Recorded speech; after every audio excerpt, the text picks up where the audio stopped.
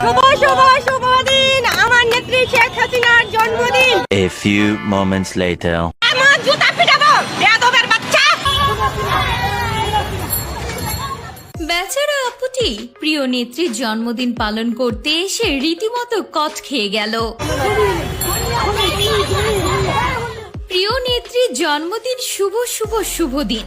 টিএসসিতে cake নিয়ে এসে হাজির এই তরুণী। তবে জন্মদিন পালন করতে গিয়ে রীতিমতো বিপাকে পড়েছেন এই তরুণী। কেউ কেউ তো বলছেন প্রিয় নেত্রীর জন্মদিন পালন নয়, আসলে তিনি ভাইরাল হতেই এসেছেন।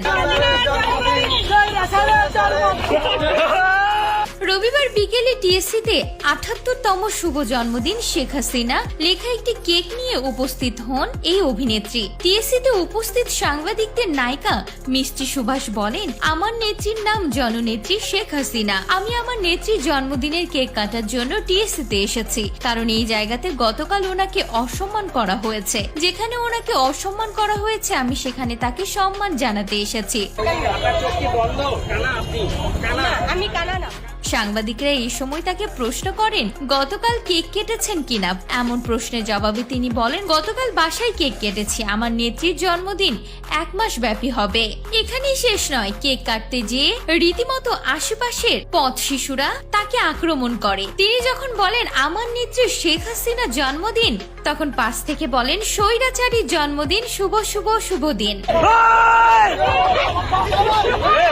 আর তাতেই ক্ষিপ্ত হয়ে পথ শিশুদেরকে থাপ্পড় মারতে যান এই অভিনেত্রী। এখানে শেষ নয়, বেচারি অভিনেত্রীকে রিকশাওয়ালাও গাড়ি থেকে নামিয়ে দেন। আর এ সময় তাকে বলতে শোনা যায়, আমার প্রিয় নেত্রীর কেক আমাকেই ছুঁড়ে মারছে।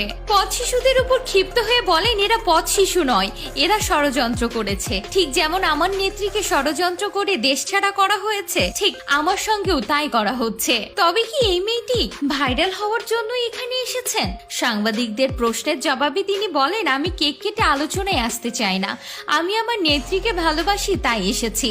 আমাকে মেরে ফেললে এখানেই মেরে ফেলুন, আমি বাংলার মাটি ছেড়ে কোথাও যাব না।